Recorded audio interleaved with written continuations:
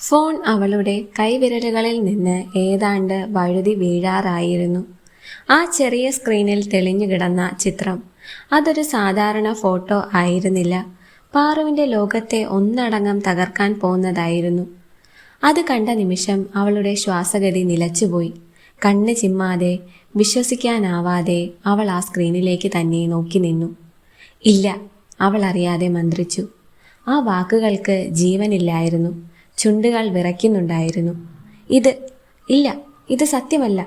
അടുത്ത നിമിഷം ആ ചിത്രം കൂടുതൽ നേരം നോക്കി നിൽക്കാൻ ധൈര്യമില്ലാതെ അവൾ ഫോൺ കട്ടിലിലേക്ക് വലിച്ചെറിഞ്ഞു. പിന്നിലേക്ക് ആഞ്ഞു നീങ്ങിയ അവൾ ഭിത്തിയിൽ ചാരിയിരുന്ന് കിതയ്ക്കാൻ തുടങ്ങി. വായുവിന് വേണ്ടി പിടയുന്ന ഒരു മീനിനെ പോലെ അവൾ വായ തുറന്ന് ശ്വസിച്ചു. നെഞ്ചിനുള്ളിൽ ആരോ വലിയൊരു കല്ലെടുത്ത് വെച്ചതുപോലെ. ശ്വാസം ഉള്ളിലേക്ക് കയറാൻ കൂട്ടാക്കാത്തത് കൊണ്ട് അവൾ നെഞ്ചിൽ കൈ അമർത്തിപ്പിടിച്ചു. മുറിയിലെ ചുമരുകൾ തന്നിലേക്ക് ഇടുങ്ങി വരുന്നത് പോലെ, ചുറ്റുമുള്ള വായു പോലും തടവറയാകുന്നത് പോലെ അവൾക്ക് തോന്നി. കണ്ണുകൾ നിറഞ്ഞ് കവളിലൂടെ കണ്ണുനീർ ധാരയായി ഒഴുകി. പക്ഷേ ആ വേദനയ്ക്ക് മുന്നിൽ കരച്ചിൽ പോലും അപര്യാപ്തമായിരുന്നു. ശരീരം മുഴുവൻ ഒരു വല്ലാത്ത വിറയലോടെ കുലുങ്ങിക്കൊണ്ടിരുന്നു.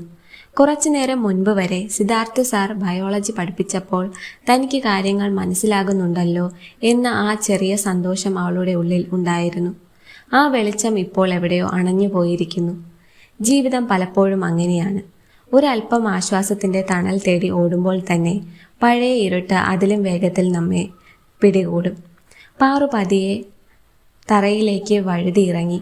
മുട്ടുകൾ നെഞ്ചോട് ചേർത്ത് പിടിച്ച് അതിനുള്ളിലേക്ക് മുഖം പൂഴ്ത്തി അവൾ പൊട്ടിക്കരയാൻ ശ്രമിച്ചു. എന്നാൽ ആ കരച്ചിൽ പുറത്തേക്ക് വരാതെ തൊണ്ടയിൽ തന്നെ കുരുങ്ങി നിന്നു. കരയാൻ പോലും അവൾക്ക് അവകാശമില്ലാത്ത ഒരിടത്താണ് താൻ ജീവിക്കുന്നതെന്ന് അവൾക്കറിയാമായിരുന്നു. ഒന്ന് ശബ്ദമുയർത്തി കരഞ്ഞാൽ തൊട്ടടുത്ത മുറിയിൽ നിന്ന് പ്രിയയുടെയോ അമ്മയുടെയോ ശബ്ദം വരും. ഇനി എന്താ നിന്റെ പ്രശ്നം? എന്തിനാ ഈ കിടന്ന് ഒച്ച വെക്കുന്നത്? ആ ചോദ്യങ്ങൾക്ക് മുന്നിൽ തനിക്ക് മറുപടിയില്ല. ആശ്വാസമല്ല, പകരം കൂടുതൽ കുറ്റപ്പെടുത്തലുകൾ മാത്രമായിരിക്കും അവൾക്ക് ലഭിക്കുക. കണ്ണുകൾ ഇറുക്കി അടച്ചെങ്കിലും അത് കാര്യങ്ങൾ കൂടുതൽ വഷളാക്കുകയേ ചെയ്തുള്ളൂ. കാരണം ഇരുട്ടിലേക്ക് കണ്ണുകൾ അടയ്ക്കുമ്പോൾ പാറുവിൻ്റെ മനസ്സിൽ തെളിഞ്ഞത് ആ പഴയ പേടി സ്വപ്നങ്ങളാണ്. ഓർമ്മകളിലേക്ക് അവൾ വല്ലാതെ വീണുപോയി. സ്കൂളിലെ ബയോളജി ലാബ്, മറ്റു കുട്ടികളെല്ലാം പോയി കഴിഞ്ഞിട്ടും തനിച്ചിരുന്ന് റെക്കോർഡ് എഴുതിക്കൊണ്ടിരുന്ന ആ വൈകുന്നേരം. അന്ന് സാർ അരികിൽ വന്ന്, പാർവതി, നീ എഴുതി കഴിഞ്ഞിട്ട് പോയാൽ മതി എന്ന് പറഞ്ഞത് വളരെ നിഷ്കളങ്കമായിട്ടാണ് അവൾ കരുതിയിരുന്നത്. പക്ഷേ ആ നിമിഷം സാറിൻ്റെ കണ്ണുകളിൽ ഉണ്ടായിരുന്ന ഒരു പ്രത്യേക ഭാവം, അന്ന് അവൾ ശ്രദ്ധിക്കാത്ത ആ നോട്ടം, ഇപ്പോൾ അതൊരു വലിയ ഭീകര ചിത്രമായി അവളുടെ മുന്നിൽ തെളിഞ്ഞു.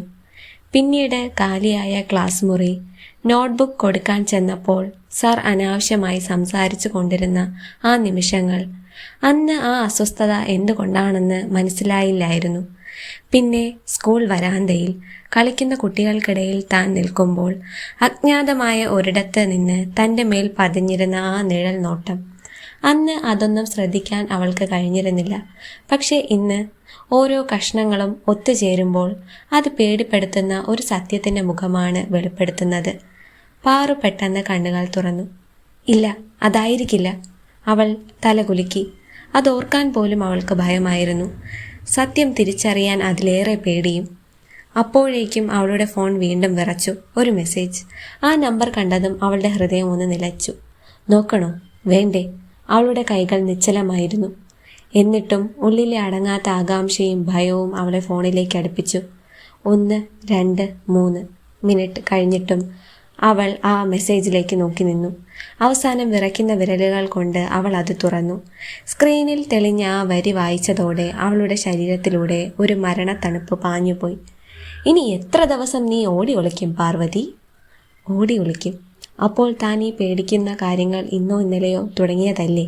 വർഷങ്ങളായി തന്നെ ആരെങ്കിലും നിഴലായി പിന്തുടരുകയായിരുന്നോ? വർഷങ്ങളായി തന്നെ ആരെങ്കിലും നിരീക്ഷിച്ചു കൊണ്ടിരിക്കുകയായിരുന്നോ? ആ തിരിച്ചറിവ് അവളിലെ ശേഷിച്ച ആത്മവിശ്വാസത്തെയും തകർത്തു. ഫോൺ നെഞ്ചോട് ചേർത്ത് പിടിച്ച് അവൾ ആരും കേൾക്കാതെ ശബ്ദമില്ലാതെ തേങ്ങി. അപ്പോഴാണ് അവളുടെ ഉള്ളിൽ ഒരു ചോദ്യം ഉയർന്നു വന്നത്. താൻ ഇത് ആരോടെങ്കിലും പറയണോ? അച്ഛനോട്? ഇല്ല, അദ്ദേഹം വിശ്വസിക്കില്ല. അമ്മയോട്? അമ്മ ആദ്യം ചോദിക്കുക നീ എന്ത് തെറ്റാണ് കാണിച്ചതെന്നാണ്. പ്രിയയോട്? അവൾ തന്നെയല്ലേ ആദ്യം കുറ്റപ്പെടുത്തുക. നല്ലൊരു സുഹൃത്ത് പോലും ഇല്ലാത്ത അവസ്ഥ. ജനിച്ച അന്ന് മുതൽ എന്ത് ചെയ്യണം, എന്ത് പറയണം എന്ന് മറ്റുള്ളവർ തീരുമാനിച്ച ഒരു ജീവിതം. ലോകത്തിലെ ഏറ്റവും വലിയ ഭാരവും ഭയവും 17-ാം വയസ്സിൽ ഒറ്റയ്ക്ക് ചുമക്കുന്ന പെൺകുട്ടി. അവൾ ജനാലയിലൂടെ പുറത്തെ ഇരുട്ടിലേക്ക് നോക്കി. ദൂരെയുള്ള വീടുകളിൽ ലൈറ്റുകൾ തെളിഞ്ഞിട്ടുണ്ട്. അവിടെയൊക്കെ മനുഷ്യരുണ്ട്, ആശ്വസിപ്പിക്കാൻ ആളുകളുമുണ്ട്. തനിക്കോ? ഒരു നിമിഷം അവൾ ഭ്രാന്തമായി ചിരിച്ചുപോയി. കരച്ചിലിനിടയിലെ ആ പൊട്ടിച്ചിരി വേദനയുടെ ഏറ്റവും ക്രൂരമായ മുഖമായിരുന്നു. ശത്രുക്കൾക്ക് പോലും ഈ അവസ്ഥ വരരുതേ, അവൾ പിറുപിറുത്തു. ഫോൺ ഓഫ് ചെയ്തെങ്കിലും അവളുടെ ഉള്ളിലെ ഭയത്തെ ഓഫ് ചെയ്യാൻ കഴിഞ്ഞില്ല. ഈ നമ്പറിന് പിന്നിൽ ആരാണ്?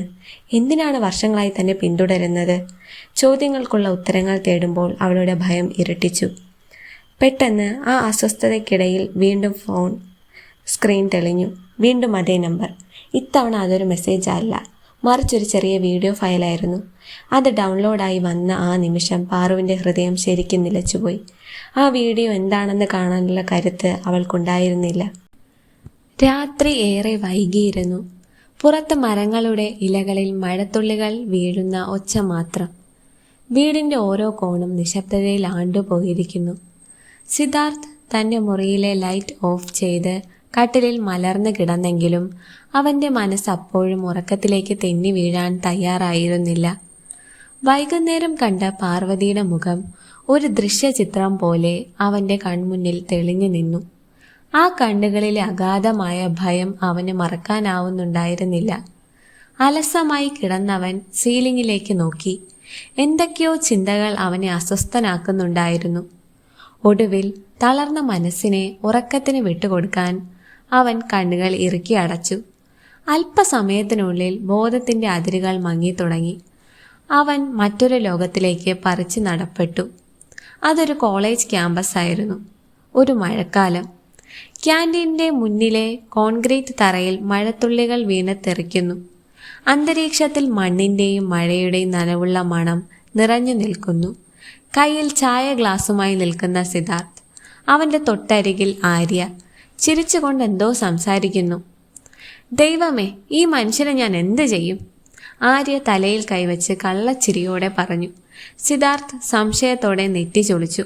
എന്തു പറ്റി? ഞാനിത്തവണ എന്താ ചെയ്തേ? ഇന്നത്തെ കാലത്ത് ആളുകൾ ഗോവ പോകാൻ പ്ലാൻ ചെയ്യും. ആര്യ എണ്ണി പറയാൻ തുടങ്ങി. മാലദ്വീപ് പോകാൻ പ്ലാൻ ചെയ്യും. യൂറോപ്പ് പോകാൻ പ്ലാൻ ചെയ്യും. അവൾ പെട്ടെന്ന് അടുത്തിരുന്ന കൂട്ടുകാരിയുടെ നേരെ തിരിഞ്ഞ് അല്പം പരിഹാസത്തോടെ പറഞ്ഞു. ഇവൻ എന്ത് ചെയ്യുന്നു എന്നറിയാമോ നിനക്ക്? എന്താ? കൂട്ടുകാരി ആകാംക്ഷയോടെ ചോദിച്ചു. തിരുവനന്തപുരത്ത് എവിടെയോ ഒരു പഴയ ക്ഷേത്രമുണ്ടെന്ന് കേട്ടപ്പോൾ അവിടെ പോകാൻ പ്ലാൻ ചെയ്യുന്നു. അത് കേട്ടതും ചുറ്റും ഇരുന്നവരെല്ലാം പൊട്ടിച്ചിരിച്ചു. സിദ്ധാർത്ഥ് ഒരു കുട്ടിയെപ്പോലെ മുഖം വീർപ്പിച്ചു.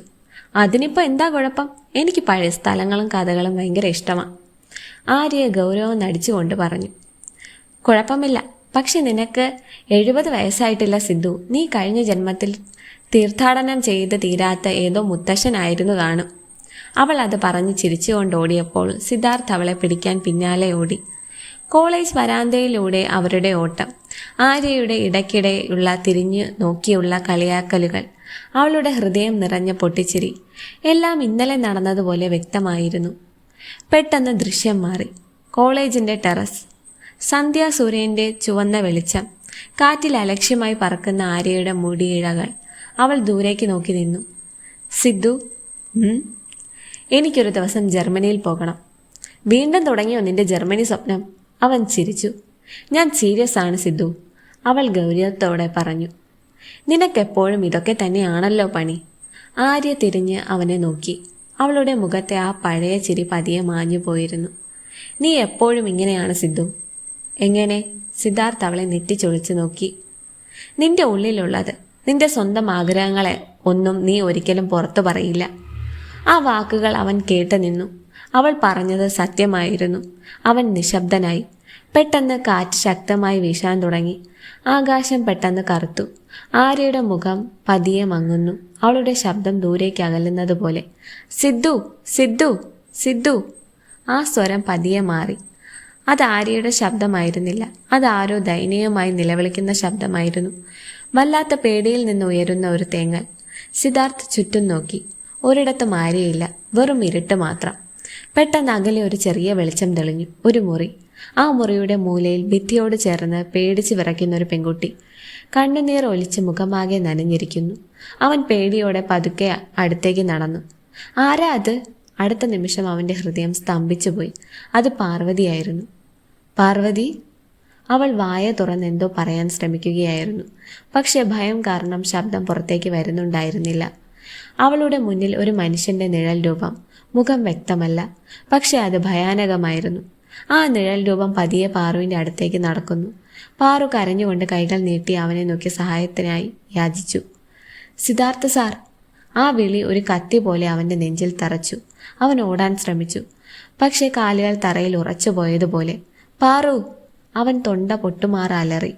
ആ നിഴൽ രൂപം പാറുവിൻ്റെ കയ്യിൽ പിടിച്ച നിമിഷം അവളുടെ നിലവിളി ഇരുട്ടിൻ്റെ ഗർത്തങ്ങളിലേക്ക് ആണ്ടുപോയി. സിദ്ധാർത്ഥ സാർ! ഒരൊറ്റ ഞെട്ടലോടെ സിദ്ധാർത്ഥ് കട്ടിലിൽ നിന്ന് എഴുന്നേറ്റിരുന്നു. നെഞ്ചെടുപ്പ് ഭ്രാന്തമായി ഉയർന്നിരുന്നു. ശ്വാസം പോലും എടുക്കാൻ കഴിയാതെ അവൻ കിതച്ചു. ശരീരം മുഴുവൻ തണുത്ത വിയർപ്പിൽ മുങ്ങിയിരുന്നു. മുറിയിൽ വെളിച്ചമില്ല. പുറത്ത് മഴയുടെ ഒച്ച മാത്രം. സ്വപ്നത്തിലെ ആ കാഴ്ചകളും അവളുടെ നിലവിളിയും അവൻ്റെ മനസ്സിൽ മായാതെ നിന്നു.